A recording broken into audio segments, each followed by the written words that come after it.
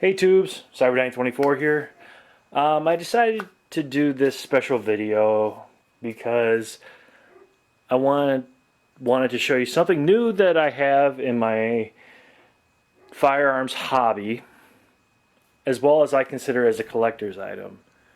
Some of you may not understand why, but I'm going to show you.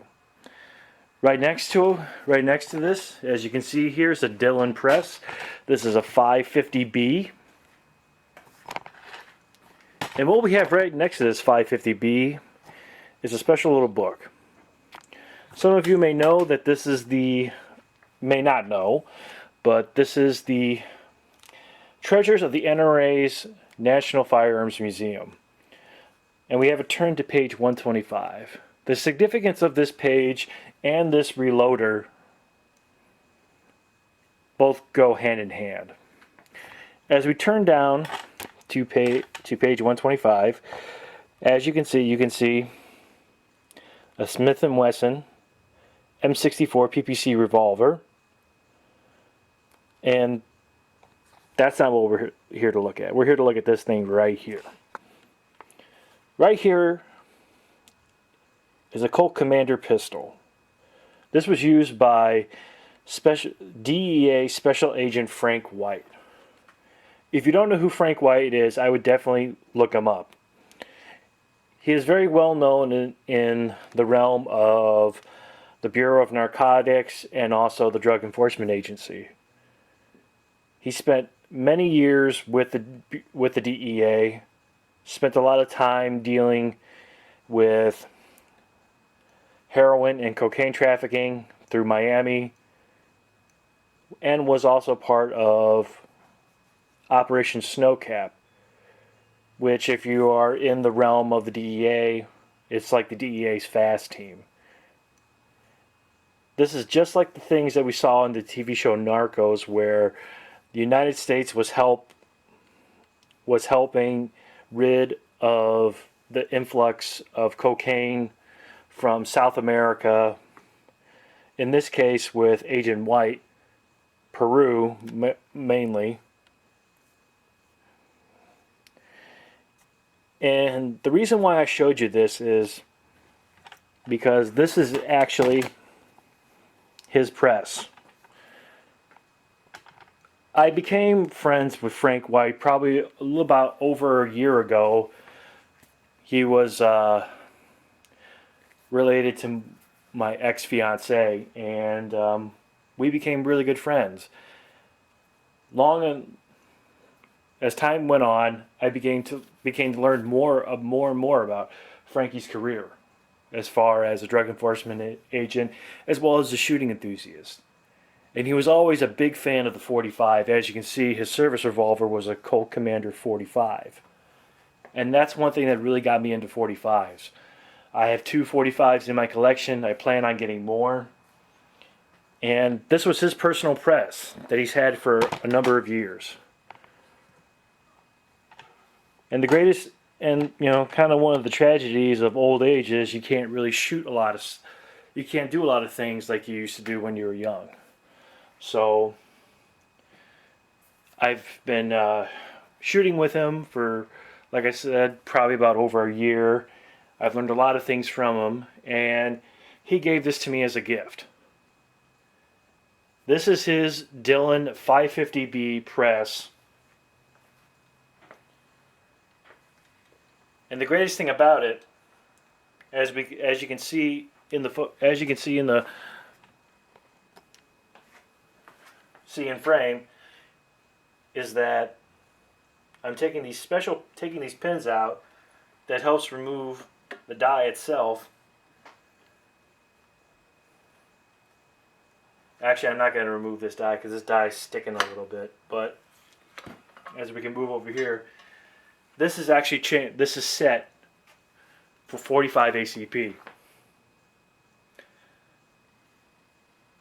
This is going to be a bit of a long video, so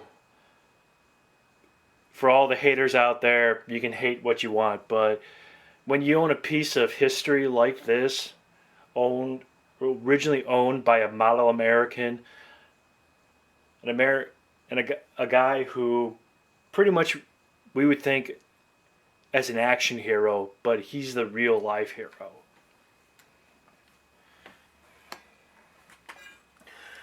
Now to move on to the actual press itself. This is a Dillon 550B progressive press. The difference between progressive and the single stage press is with the single stage press, as you can see on top of here, there are sets of dies. With a single stage press, you actually have to take one die out, put another die in. With this, this actual press itself, you can have all the dies you need to, as far as popping the old primer out, to crimping the bullet into the brass, which is very nice. I have to say so myself. Now this is what they call a semi-automatic press. So a cool thing about it is when you, let me just give you a little bit of a demonstration. This is an empty brass. This first section is actually where it pops out the old primer and then places a new primer into it.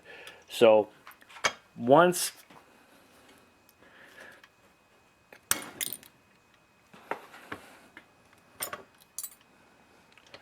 I pop that old primer out, I can then advance it to the next stage, which then flares out the brass and then goes to the next stage where it seats the bullet into the brass case and then goes to the final stage where it actually puts a crimp onto the brass and ensures a tight hold of the bullet to the brass itself. And of course then when you're done, it spits out and you have yourself a brand new bullet.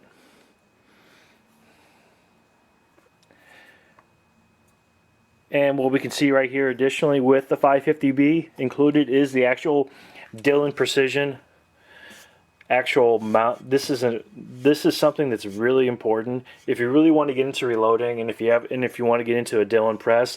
A lot of individuals will actually bolt the press at this point onto a table, whereas Dillon recommends you actually buy these two pieces because you can add additional accessories to the 550B by using these plates. So I mean, this is something actually pretty amazing, guys. I mean, to have something like this, for me, to have somebody who has had extensive knowledge when it comes to firearms. I mean, for an individual like Frank White, who started his career going to the Citadel, enlisted into the Army, paratrooper school, became an Army Ranger, a decorated veteran of the Vietnam War, and then spent countless times in intelligence, as well as getting into the Bureau of Narcotics, also becoming an instructor for the FBI in Quantico, Virginia. To have this kind of knowledge of firearms and learning the inner workings of firearms, as far as disassembly of a 1911 pistol, what to look for, and choosing a firearm, and also getting into reloading. This is something I consider as like a big step into the hobby of shooting, whereas before I'd just be purchasing a gun and then buying bullets, whereas now I've evolved myself as far as a gun owner to buying an AR-15 lower, doing modifications to my AR-15, adding new triggers, new grips, and even considering the idea of building my own AR-15 from scratch, from the ground up. You can see how much of a journey I'm making. I'm really excited about this tubes. I'm going to definitely have to clean up my garage, because I'm going to have a separate space for the reloading. Eventually I'll actually have 2 of these 550B loaders. Right now I have the 45 ACP dies. I have a 223 die set. And of course, with the generosity of Mr. White, or Frankie, he probably would like to be called by, I received 2 5-gallon buckets of 45 brass, about 3 cases totaling about 15,000 large pistol primers, 9,230 grain round nose bullets, and I would have to say probably within the next few months I will have my reloading station set up. While I have the press, I will have all the necessary tools, scales, bullet pullers, tumblers for cleaning and polishing of the brass. It's going to be an interesting step, and it's going to be a lot of interesting videos to put onto my page, and I really can't wait for that. I just wanted to let everyone know about this, and also let everyone know about the significance of this particular press and where it came from. And if you really want to know more about Frank White, I will be posting a description to a website called the White Report, which details all of his experiences from Vietnam through the Bureau of Narcotics, all the way up to his forced retirement, which is a very interesting story. And also, if you want, you could always pick up the NRA. You can pick up the National Treasures of the NRA Museum. You can pick it up from any bookstore, online, and really just get absorbed into the whole firearms culture. I really appreciate you taking the time to watch this video.